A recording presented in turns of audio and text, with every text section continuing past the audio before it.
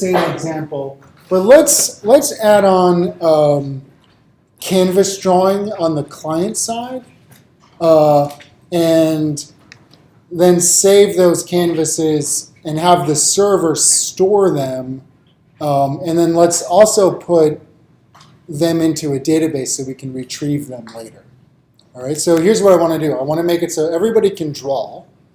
You can submit your drawing, and then it's going to store it in that drawing in a file on the server, and then later you can pull up all of the drawings that people have made because we stored them in a database. How does that sound like it? That seems like a good example. All right, so what do we need to do on the HTML side to allow people to draw?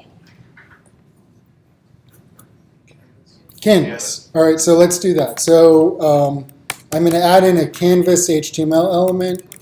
I'm going to give it a width and height here. So I'll say it's 600 and its height is 400. And then canvas.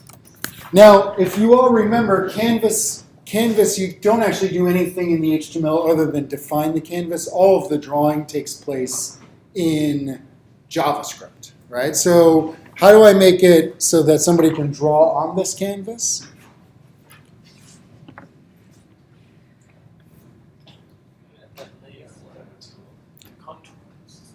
Context, yeah. So I need a context, which means I also need access to the canvas in JavaScript. How do I get access to the canvas in JavaScript? Get element by ID. So what am I missing? An ID, right? So I'll say ID equals the canvas. And then in my JavaScript, what do I need in my JavaScript to be able to load something through the DOM, the document object model? I need the get element by ID, but I need to do something before that so that I know that the page is loaded, right? So what is it? Window dot add event, and then it's load. And then this is a callback, right? Meaning that this function that I'm defining is going to be called when the window loads, right? So again, it's this asynchronous model of programming. The load is the event, and then this function runs when the load event finishes, when it occurs. So now I can say let canvas equal document dot get element by ID, and the element was the canvas. And then how do I get I need the context, and I say, how do I do that? Canvas, is it get context? Do I have to pass anything in here? 2D like this? Is it like that? Okay. I don't know. I look this stuff up, but I don't need to because you all have Google in front of you. All right, now how do I make it so it's going to draw where the user's mouse is? Window.addEventListener. Let's do canvas.addEventListener. And what is the event?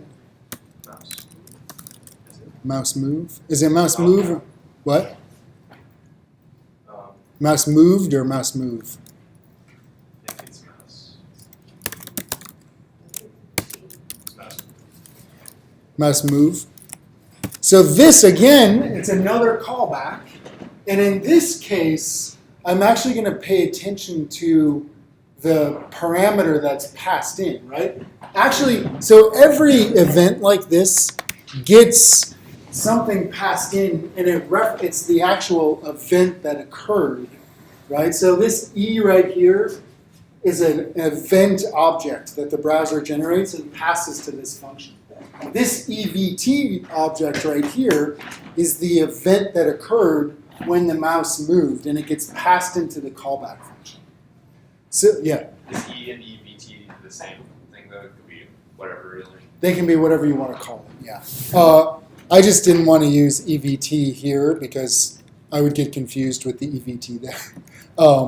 And also, one weird thing is that this equals EVT.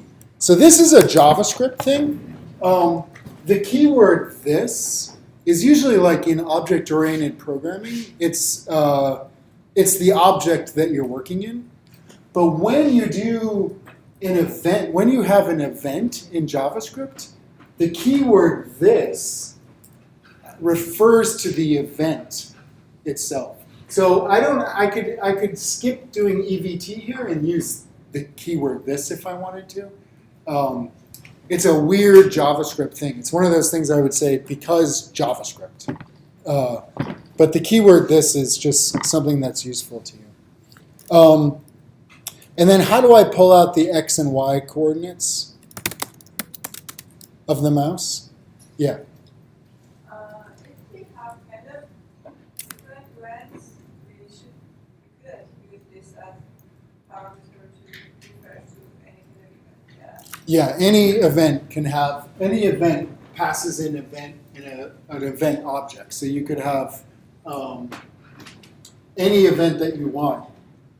That's like a DOM event, like these window load and mouse move, pass in the event object. So you could have all of those. All right.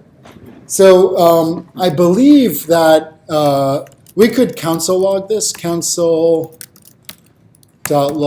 EVT. Actually, just for the sake of argument, I'm also going to console log this to see if it's the same thing. I would hate to be wrong, especially on a video. So let me reload that page. Oh, is my server down? Oh, no.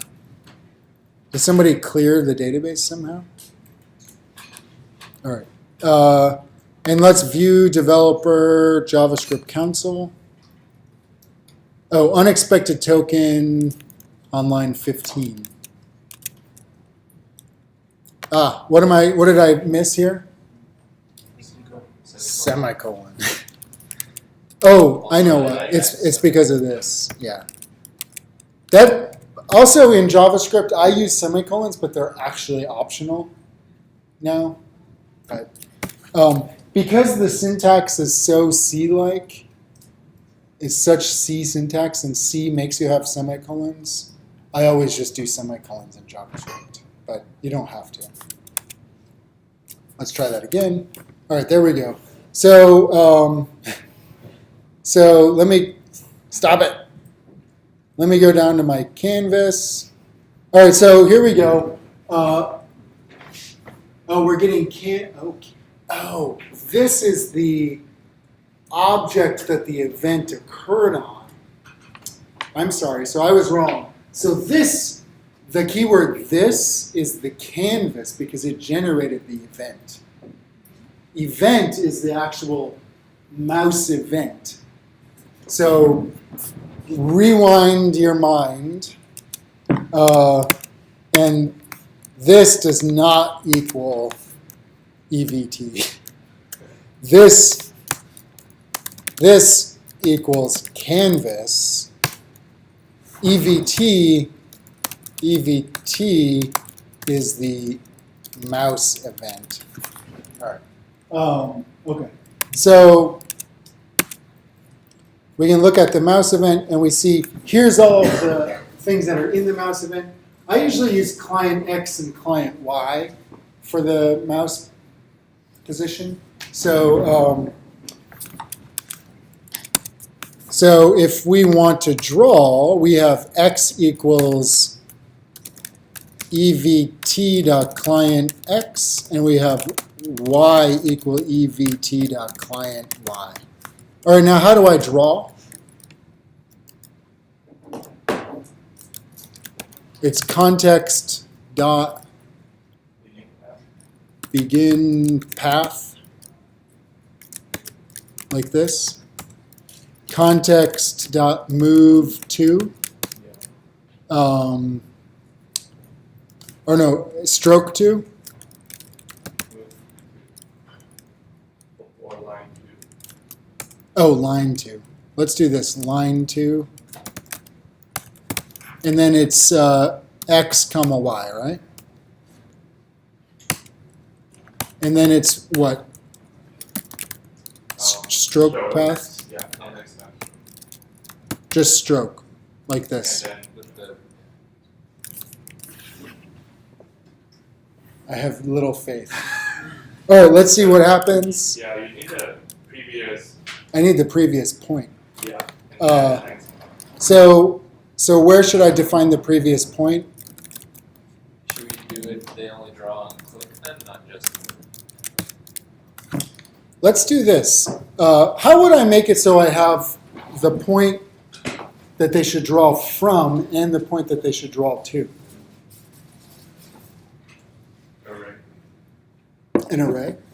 I think there might be an easier way. What if I did this? What if I said, outside of this function, I'll say let px equals 0, let py equals 0, and then I'll move to px, py, and then after they draw, I can say px equals x, py equals y. So now I'm saving the previous x and y in that drawing. Does that make sense? Won't that always start at 0? It'll always start at 0, so you're always going to have a line from 0, which is annoying. But I could do this. I could say -1, -1, and I could say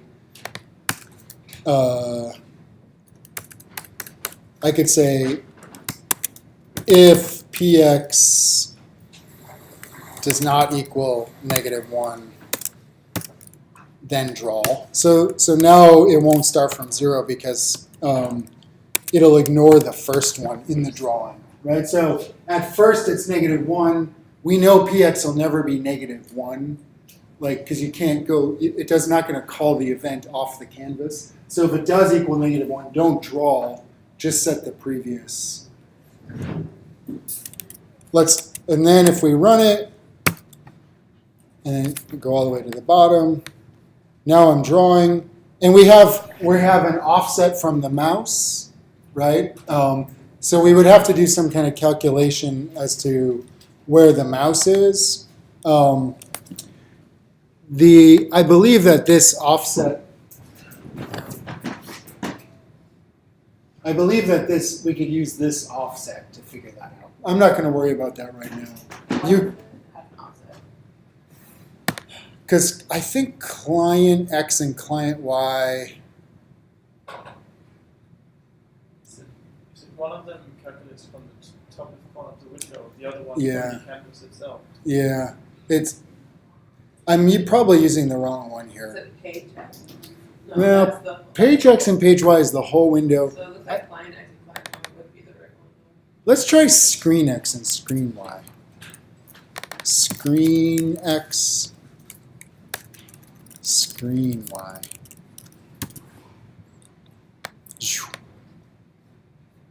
Nope, not that one. You got a different mouse. What's that? You got like a double arrow mouse. Do I? Oh, for a second you did. Oh. Let's see if there's a better one. Client layer. Ooh, layer. I think we just need to do the offset from the... Or X, Y. Oh, there's X, Y. Let's try X and Y.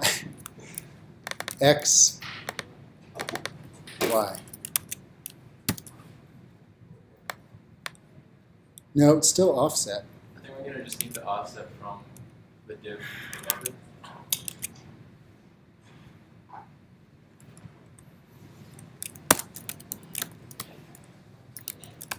Okay, let's try this. evt.screenX.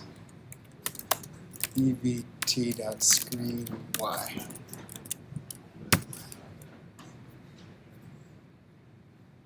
Oh, not that. Oh no, it's the other way around.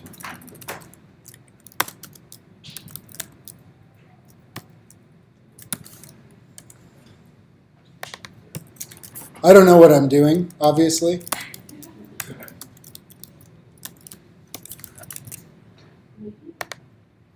Oh, because it's a capital X.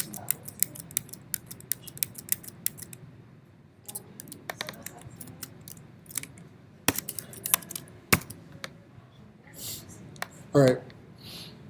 No, it's not that. We didn't have a bunch of other stuff. You didn't have to switch it back again? You said it was the opposite? I do manually.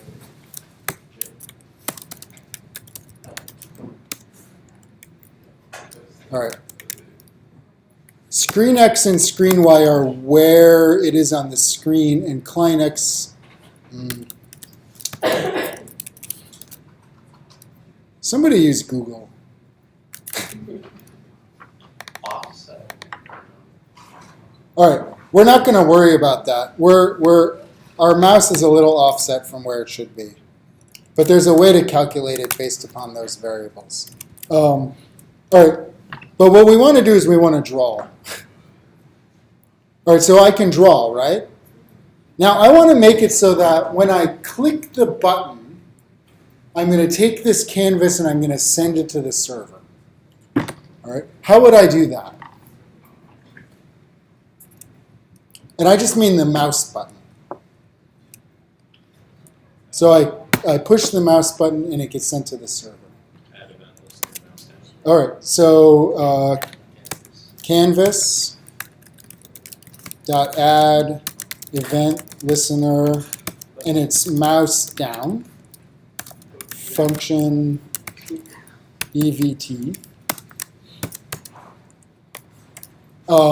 And then how do I send it to the server?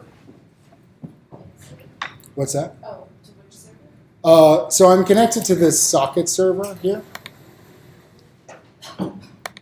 because this is the chat application.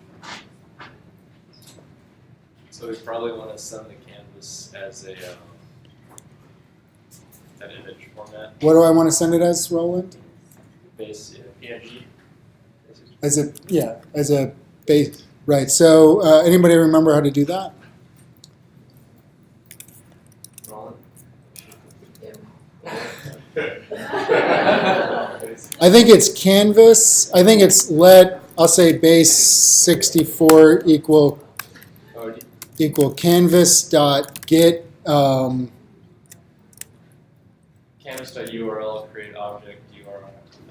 Is that thing? It's get data URL, or maybe it's Canvas to data URL. canvas to data URL like this, or is it context to data URL? I think it's All right, Google canvas to data URL. All right, so this right here is going to turn the canvas into that base 64 code, right, as a PNG, or I believe maybe even a WebM in this case. And then how can I send that to the server?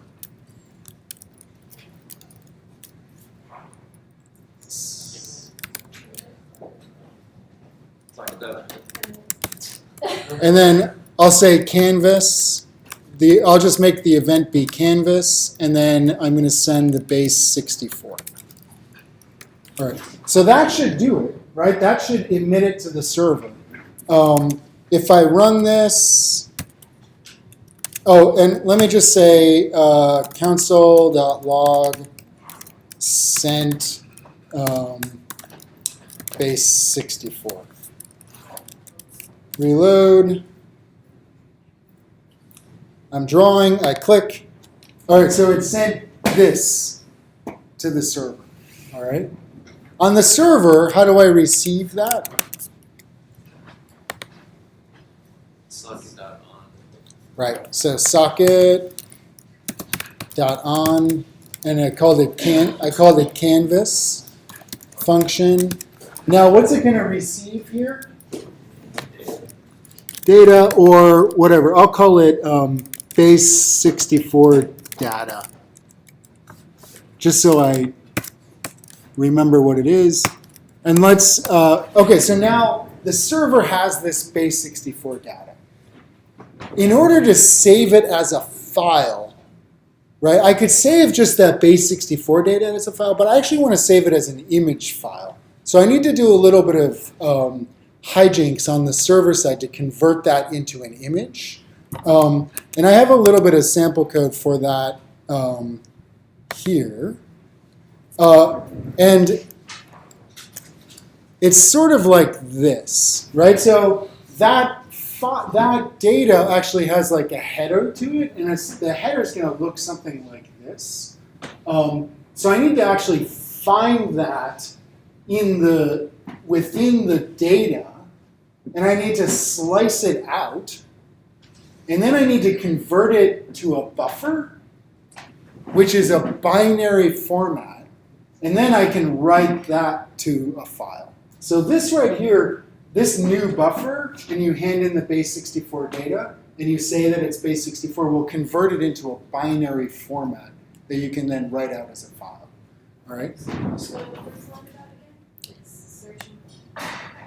Yeah, we'll go through it. It's searching for, so I'm going to do this all right here. So let's look at the console log for a second.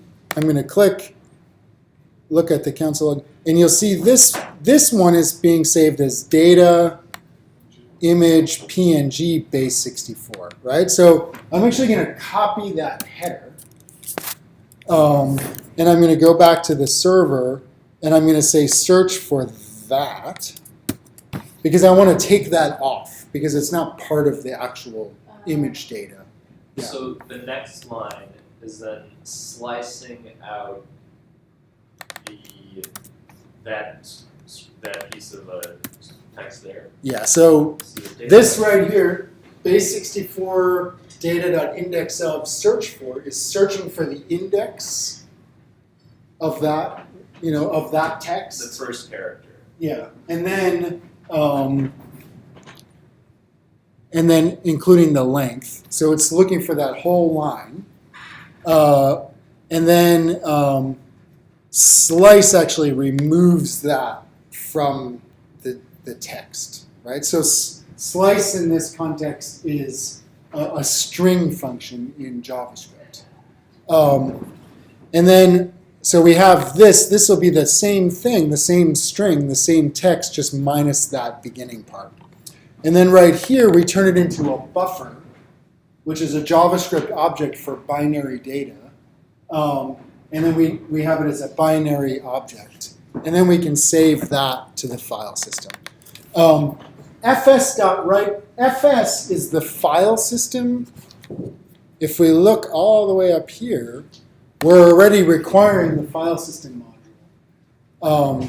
So if we say fs, we now get this write file sync, and underscore is any variables that are underscore are like node environmental variables. So node has a variable as part of it, underscore dir name, and that's your current working directory.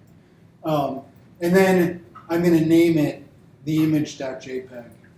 Maybe I should name it something a little more meaningful.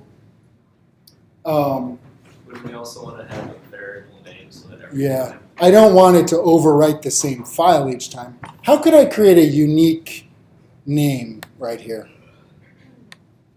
socket ID plus the number of times. Oh, plus the number of times I did it. Anybody? So that seems painful. Yeah. Reminder, use like the epoch time. Oh, epoch time. Yeah, so that would work, right? So what is that? That's date.now or date.now, I think. Yeah. Date.now in JavaScript. Let's see. Date.now is going to give you the number of milliseconds elapsed from the epoch, right? Did we talk about the epoch in this class? So the epoch is this arbitrary date in the past, January 1st, 1970 at midnight. The birth of computing? No. It's arbitrary, but we're still, we're in the first epoch. I don't know what. But so it's the number of milliseconds since January 1st, 1970. So that would be pretty unique, right? Okay, let's do that. Date.now. And then we'll say date.now.png so that we know that they're PNGs. All right, so let's see if that works. I'm going to stop the server. I'm going to do it again. So right now this will just save to your computer. So it's going to save it to my computer, right? So we got all your crazy chat messages. And now I'm going to click. And I'm going to look at my desktop. Oh, there's a PNG. There it is. Somebody else draw?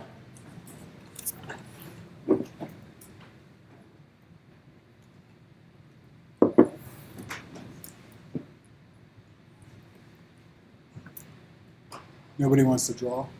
Oh, there's another one. A blank one.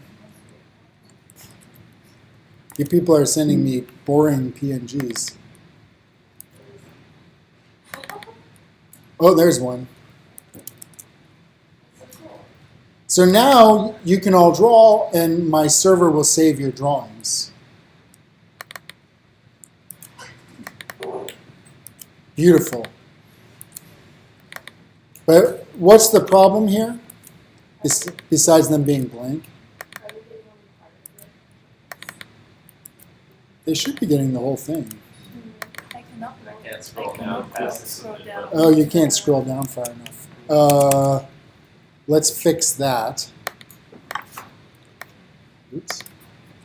Let's fix that by adding a bunch of junk here.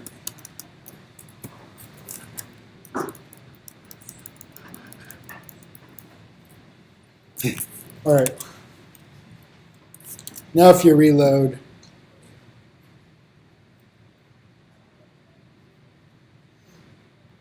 woo! Click. All right, let's see if my drawing came in. There it is, my beautiful drawing. All right, so now, okay, that's good. We got all the files, but we sort of don't have a list of those files anywhere, right? So what could we do to have a list of these files?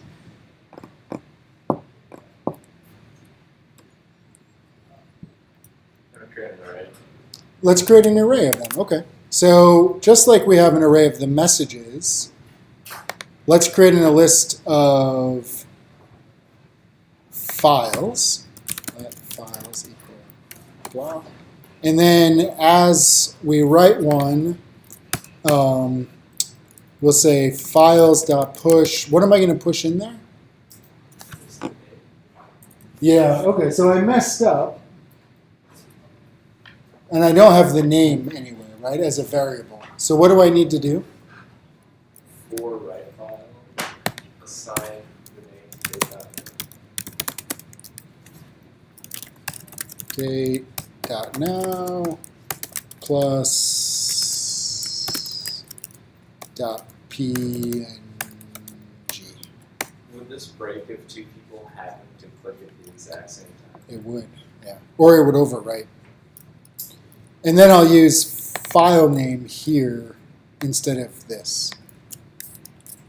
All right, so now I can push file name into the array. And what I should really do at this point is do the exact same thing with the database and actually put the file names into the database so I can persist those file names just like I did the messages. But I'm not going to take that step. So instead what I'm going to do is loop through them and send them all to you. Let I equal 0. Let I equal files.length. Is it files? Files. And then I'm going to say I++. And then I'm going to do socket.emit image and send you each file as just a name, right? So you're going to receive the file name as an image event in socket.io. And then how are you going to display it?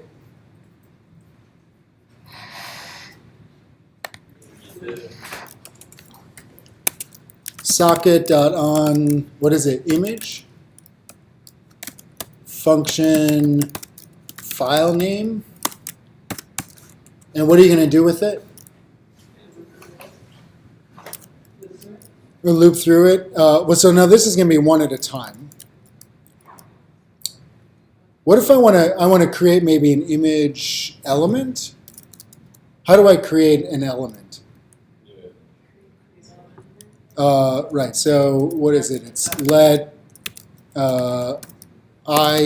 let's call it img equal create. What is it? Document. It's document.create element, and then in parentheses is Like this. And then I say image.source equals file name. And then I can say document.body.append child image, right? So I create an HTML element called an image element. I set its source to the file name, and then I append it to the body, right? So I'm not sending back the actual image. I'm just sending back the file name to the image, and it should display on your canvas. I think we're missing one thing from the server. This is all the previous images. Here, I think we also want to send it to everybody. So we want to say socket, what is it, io.sockets.emit image file name, right? So as they come in, we're going to send it to everybody as well. So this little example, theoretically, should make it so that when you click, we all see your beautiful drawing. Oh. Sockets.emit. Let's see if it works. I'm going to draw, and I'm going to click, and I got it. Did you get it? Oh yeah, look at that. So now I have a live feed of your drawings coming into my page one at a time. So all of this is through the magic of, like writing files, storing the data, in an array and then in a database, theoretically. And it gives us, sort of like just adding these like additional little capabilities onto Node gives us a lot more sort of creative freedom to do different things. Any questions on this? The canvas is like weirdly not left aligned. Yeah, I'm like not a designer. Simon. I have a question to the line where you're under the search for. So after you encode it into base 64, Yeah. and then you send it over, Yeah. you did the line you were searching for, the image PNG base 64. Yeah, it's this right here.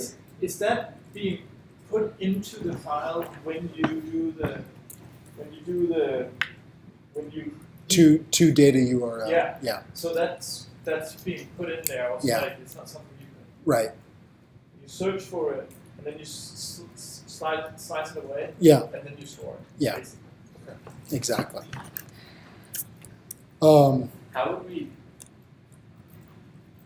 I guess if you wanted to draw like onto the canvas versus saving and storing image elements like this, you could just pass the mouse values to the Right. Yeah. Cool. All right. I want to show you one more thing, somewhat related to this. But I'm going to create a new HTML page because this one's Frankenstein. So I'm going to copy everything that's here, and I'm going to say I'm going to call it media recorder.html. But I'm going to leave the socket stuff there, but I'm going to get rid of the mouse and all that kind of stuff. All right. So this time I'm going to do the get user media so that we actually load up a view of ourselves, like a mirror. So I'm just going to go back to our notes for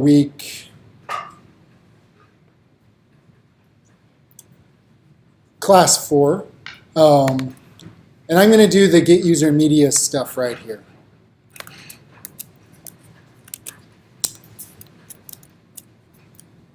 All right. And so this is going to mirror my video if I have a video element on the page called the video. So let me put a video element on the page. Video ID equals the video.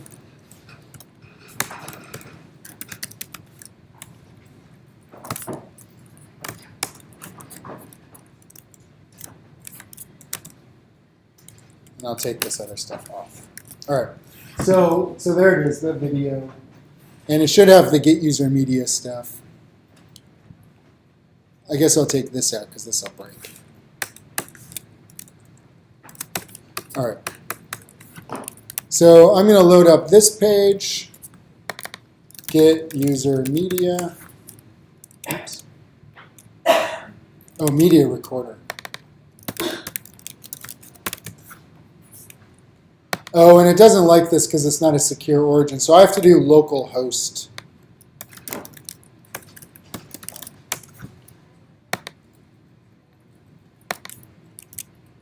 And I need to put this in an onload function. So I need to say window.add event listener load function.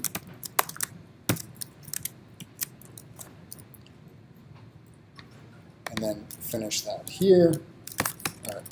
So now I should get the video. There we go. So there's me. So the thing I want to show you is that if you have media elements, there's another object on the client side called media recorder.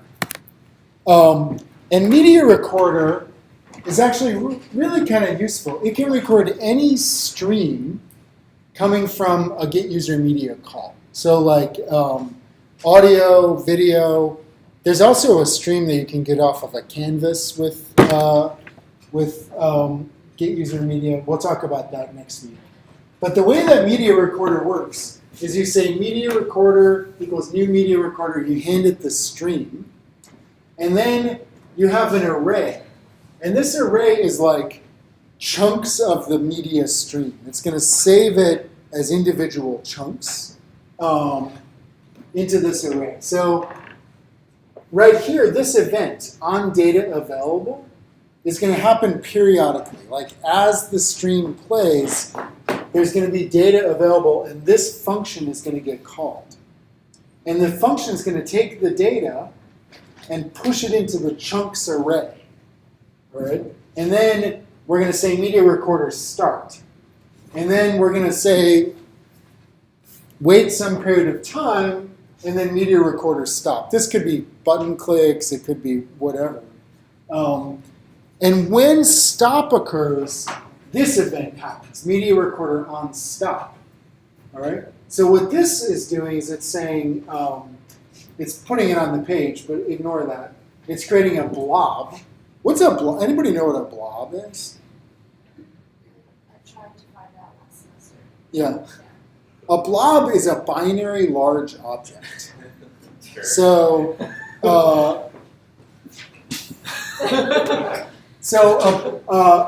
so basically, it's taking this array of all of the media data, and it's converting it into one big object, binary object, by this command right here, new blob with the array. And it gives it a file type. In this case, Chrome saves the video as WebM, which is the format that it saves it in. And then you can actually create a URL from that blob. It's this thing in memory. And then we can draw it, like append that as a video object to the page. So let's see let's add this in.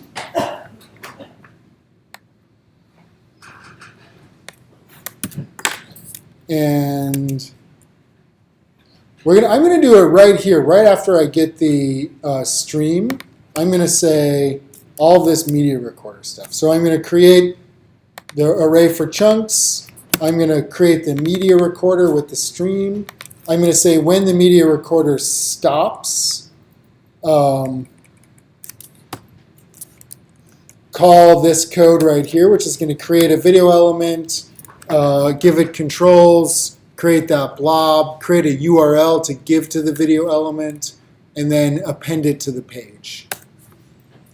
And then right here, as data is available, we're going to push those chunks of data into the array. We're going to start the media recorder. It's going to record for 2 seconds, and then it's going to stop. All right. So if I load this page now, it's going to record the first 2 seconds. All right. So it stopped, and then theoretically this video is on this page now. There it is. It's only 1 second long, but there it is. So there's my video, right? So you can create a media recorder and start it and stop it at any time, right? So you can make a video photo booth, or like, I've always wanted like to make Harry Potter like pictures, you know, where you take a picture but it's the person moving. In any case, so that's cool. Now it's only on our page right here. It doesn't exist outside of this browser context, right? Anybody have any idea what I could do to like send it to the server? Yes. Well, first I need to send it to the server, right? So I could do socket.emit. I'll say video, but what am I going to send? Blob. Could I send? Do you think I can send the blob? I don't know. Can you just send it? I was hoping that you all would know. Because I don't. Oh yeah, so you can send the blob. All right, so I can send this blob to the server. All right, and then I could send it to everybody, or I could save it as a file and then send it to everybody. So let's say server socket.on. What did I call it? Video function.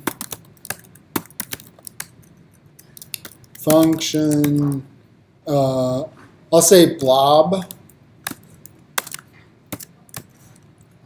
and then I presumably I want to write it out to a file. Let's see if I have code for that. Oh yeah, so you can, because it's already a binary object, you can just write it to a file using this write file. So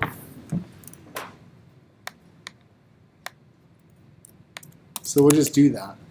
So we'll say write file, and let's give it a file name like we did before. And then we'll do file name.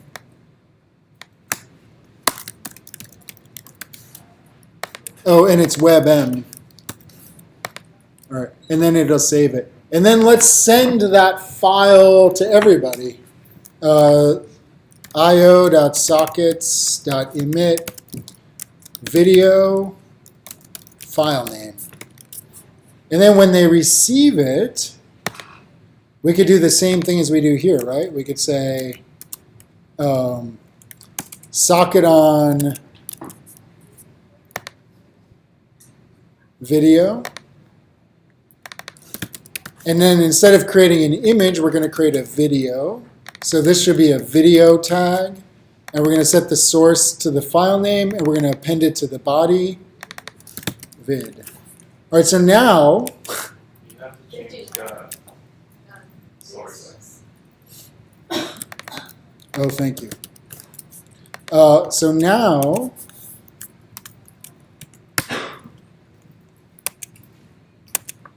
it's not going to work for you. You're all going to receive my video, but you won't be able to record video because you don't have the, you're not HTTPS, right? But you could. What's the URL though? 128.122.151. 135. Isn't that the previous, the The chat same one? one? Yeah, it's the same. Oh, it's the same one. 135 slash or colon 8080. It says only secure origin server. Yeah, yeah. So you won't be able to record video, but you should receive my video. Oh, it's like alert here. Yeah, so just say okay. All right, I'm going to reload. I'm going to record some video, and theoretically, you all received it. Did you?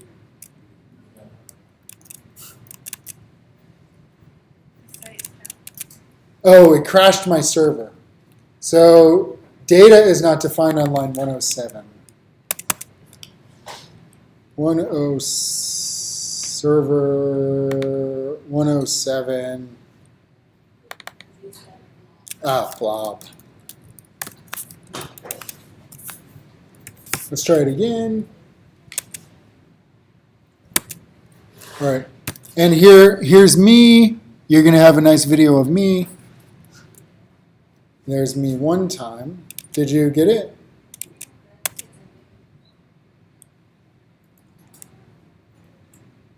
I don't see it. You don't see it? All right, so let's look to see if the server crashed. The server didn't crash. So let's put in a console log here. It should have said it's saved. And I don't see an it's saved. Get use media no longer works. Do you think because get user media doesn't work, it just doesn't let the whole thing run? It just stops the executing there. It's possible, but I think it should at least work for me.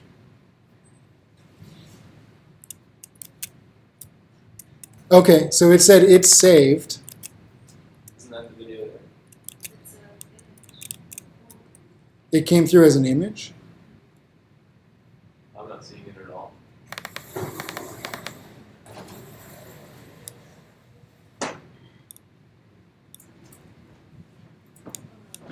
in all of this, we're not yet saving it on our local database. We're Right. just setting it back in the That's how it's saved. Yeah. So it saved it onto the desktop here. Let's make sure it actually is a video file. It is. So the server is saving it, and it should be emitting video file Does name. it need blob? No, because I'm writing it out as a file. And then in the index.html, we should have a socket on video. Let's do a console log. Receiving, I'll say file name. And then this, and then that. I'll reload, blah, blah, blah, stop. So it recorded it, but it didn't do this, it didn't do, On the server side. it didn't do this, it seemed. But it did do it's saved. Oh, and look at this, there's a request for it.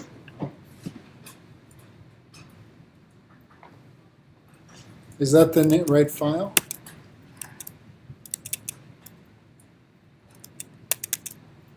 One 154.119.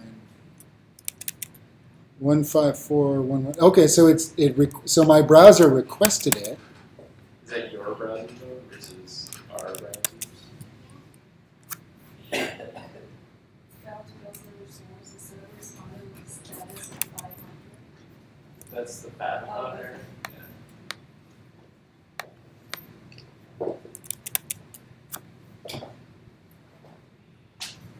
We're very close. Yeah. Actually, if you could please explain any more about when you go into blob for sending data. Is there going to be binary data, but not? Yeah, so blob is useful when the file itself when the format is binary. So, can anybody tell me, like, when do you have a binary file versus, what would be the counter to the opposite of a binary file?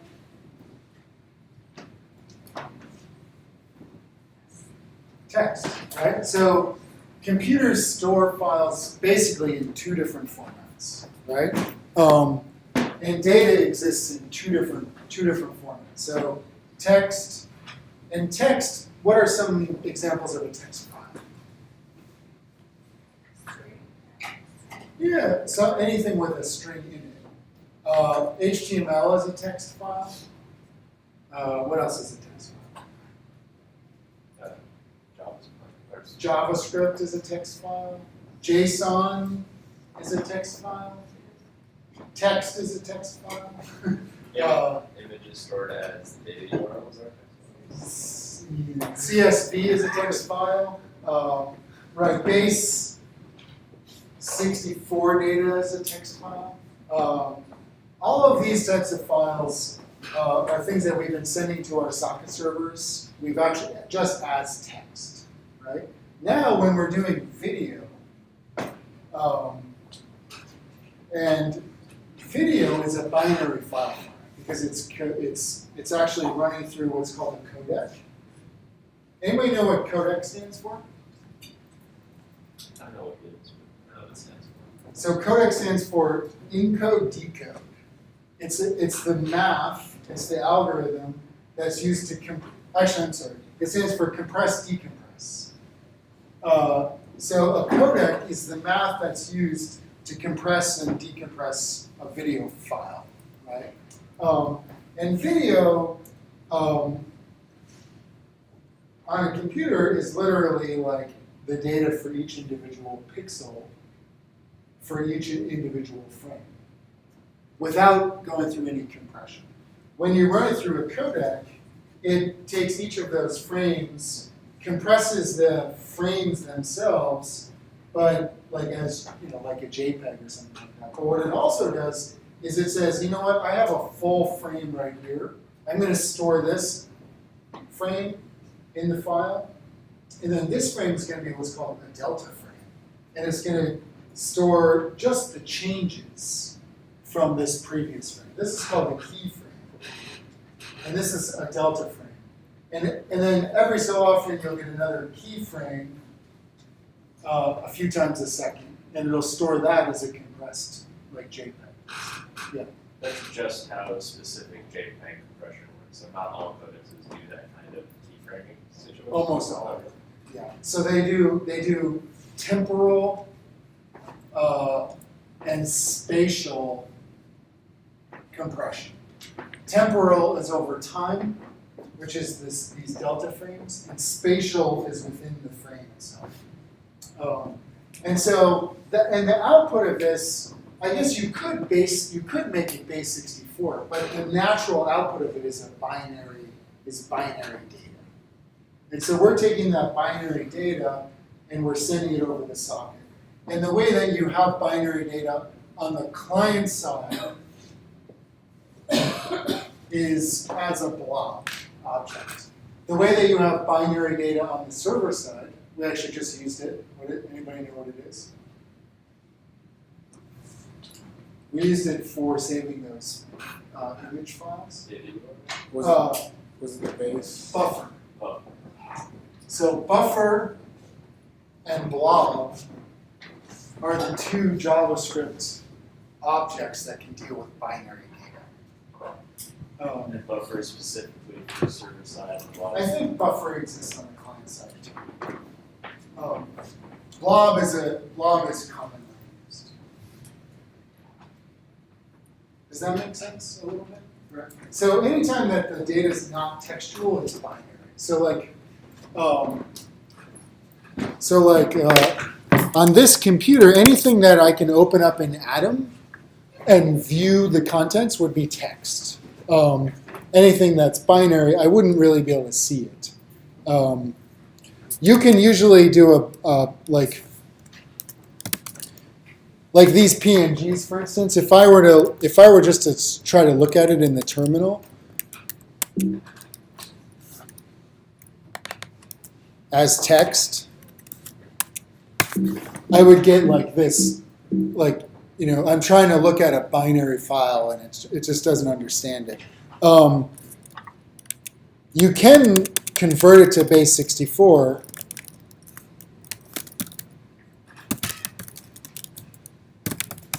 And look at it that way.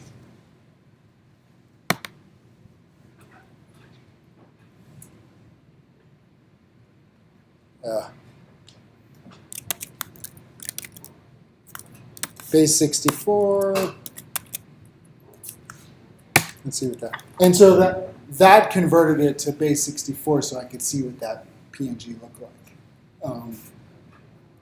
So you can look at any binary file as text by converting it to base 64. I don't know if that matters. Other questions? We have 1 minute. So that example doesn't work, but it's very close to working. And if you want to do something like that, you can figure it out. So hopefully this expands the range of some of the possibilities. We'll do data channels next week. Oh, also I scheduled us to go on a field trip. Do you want to go on a field trip? November 13th. Culture Hub is an organization, actually very close. It's over here on Bond? Is it Bond? Joe, great Joe. Yeah, it's the next street after. What's that? Oh, Matt does some work there. Yeah. So they are both they're an arts organization, but they do a lot of what like telematic stuff, and they have a great studio space with cameras and large projectors and screens and a lot of bandwidth. So they do a lot of real-time live types of stuff. They've also been building something using all the same technology that we're using called Live Lab, which might be worth checking out as well. So we're going to go visit them on that day and see what they're up to. So it'll be interesting. All right, everybody. So we have a presentation next week. Who is it? Okay. All right. Cool. So maybe it'll involve file saving. All right. So for next week, either a mobile-based thing or an Arduino-based? Oh, you know what? I must. No. Oh, sorry. And you know what? This is. The homework for next week is not what's on the syllabus because we didn't get to what's on the syllabus. So it will be saving files and databases. So maybe take one of your previous projects and add a database to it, or maybe do something new where you're actually storing the file on the server and sending it to the user. I'll update the syllabus so that it has that. Thank you. All right, everybody, thank you. I hope the review also was good and useful. Sean, we are